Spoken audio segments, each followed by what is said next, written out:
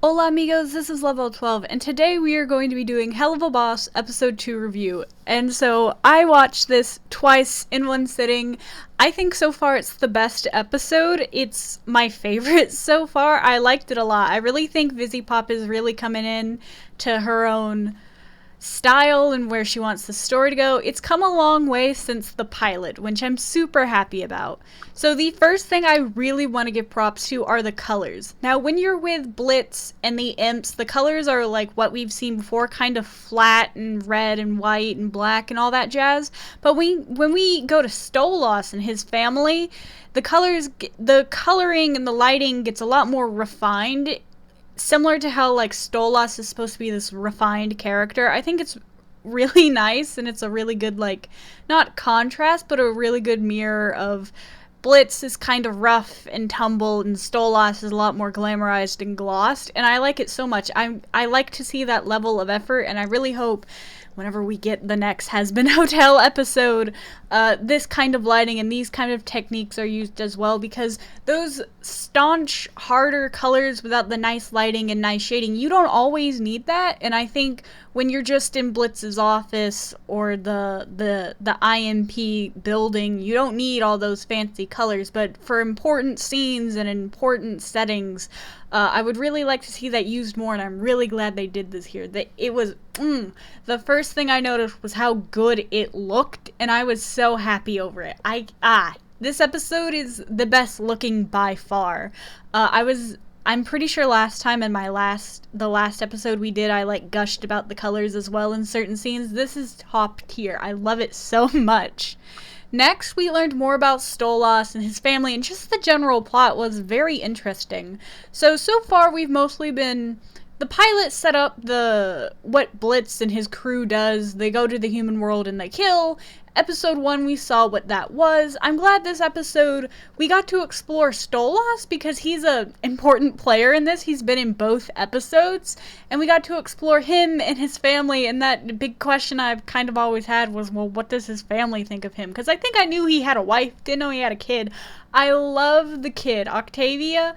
Love her so much. She's so great. Their voice acting is amazing. I loved her voice actor. Whoever voiced her as a child, that's a little bit questionable. That voice was kind of deep, but whoever voices her as a teen did really well. The guy, Bryce Pinkman, I think his name is, or Pinkham, who voices Stolas, I love him so much. And the general plot of Stolas getting along with his daughter, that kind of thing, I loved it so much. Also, Stolas is one of my favorite characters. I love the tall, lanky, kind of, what's the word? Kind of like fabulous, very laissez-faire kind of characters. I love those types so much, and his daughter's a really good foil for him. I also really liked his daughter. And as I said before, the plot of Stolas trying to like be with his daughter and be like cool with his daughter, that's all cool. I thought that was done really well. The only like complaint I have about Stolas is his song. Not complaint necessarily, but I was kind of confused on it.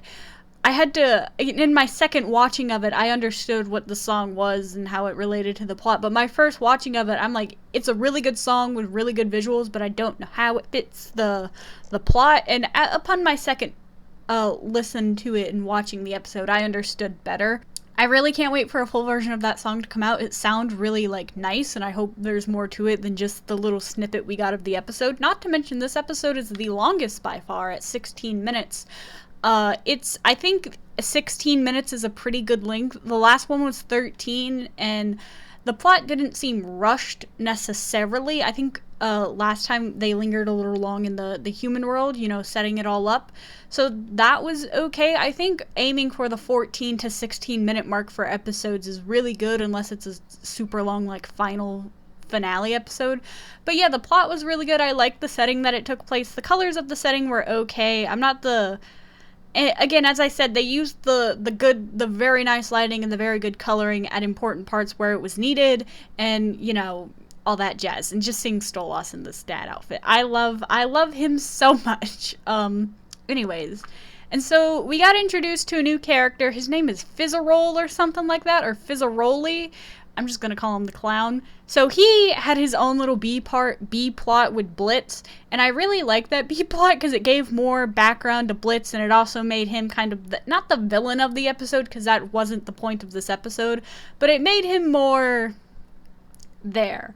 Also, I'm just realizing now that the color of his hands are the same of the stripes, and they're kind of blending in, and that's a little weird, and I know that isn't my computer being weird, because some of these images you will see might look grainy or weird, and that's just because of my computer, but I know that's not it, so didn't notice that, but whatever.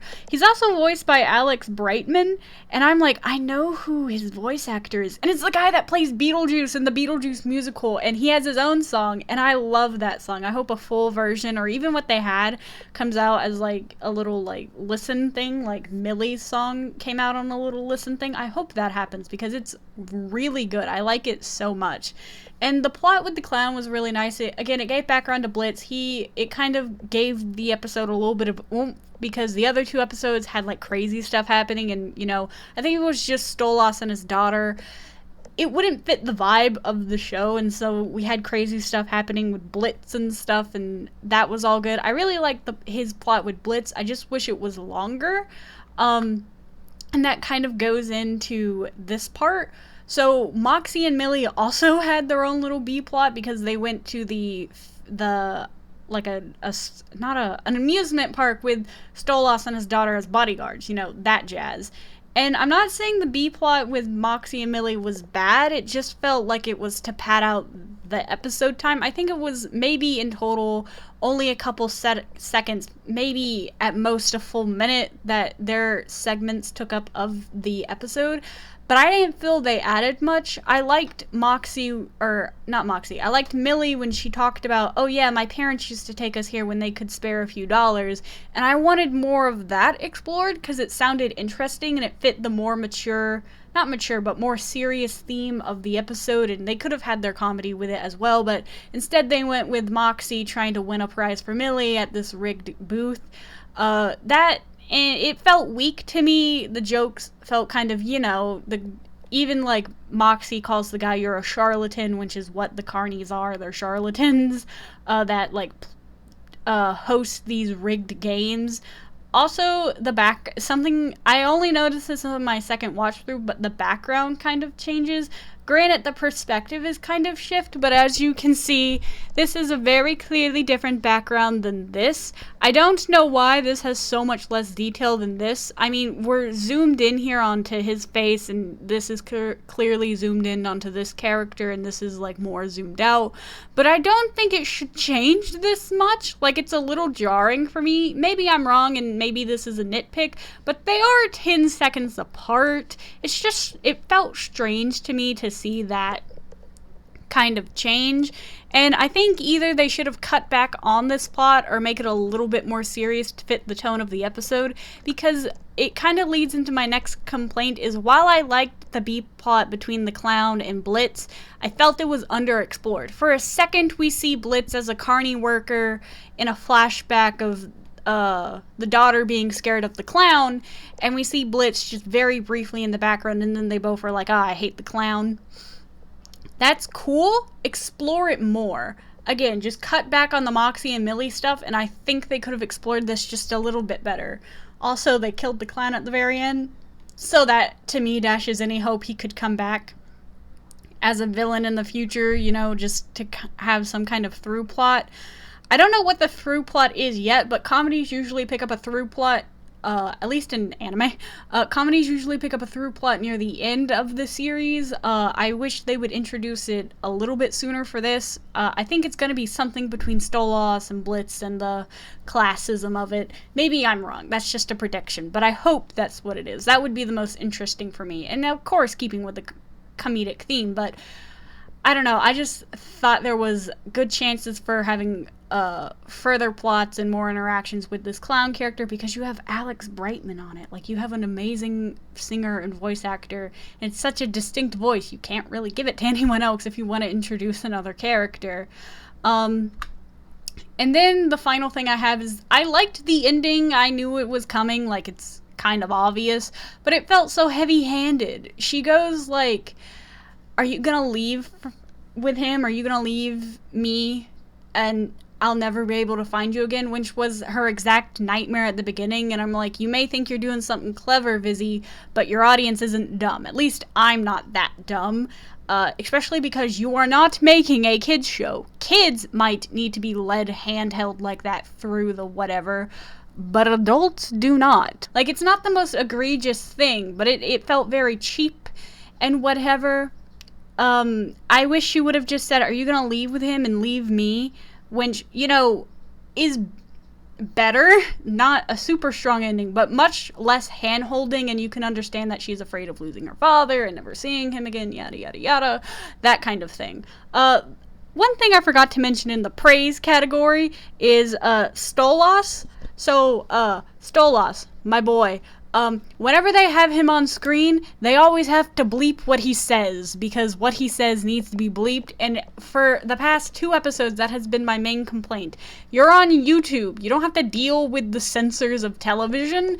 If what he says has to be bleeped, either just don't bleep it, make it so it doesn't need to be bleeped, or leave it out altogether. Granted, he was with his daughter, so that might have been weird to have in this episode, but, I'm glad that wasn't a major focus, because I was really afraid that was going to be his character trait, because I do like his voice actor, and I just like hearing him speak. So that's it for this review. This is one of my favorite episodes, and I think I might rewatch it again, like, for a 3rd time, which is very strange, because I have no interest in rewatching the other episodes quite as much. But I think this one was just done really well, and I think the quality is just continuing to improve, and I'm really proud of where this project is going. Now, if only we could get Has Been Hotel. Can we get some updates on Has Been Hotel, please? I would like to watch Has Been Hotel, because that's how I got interested in this, right? Anyways, thank you for watching. Like and subscribe for more random fandom things. Ciao, chicos.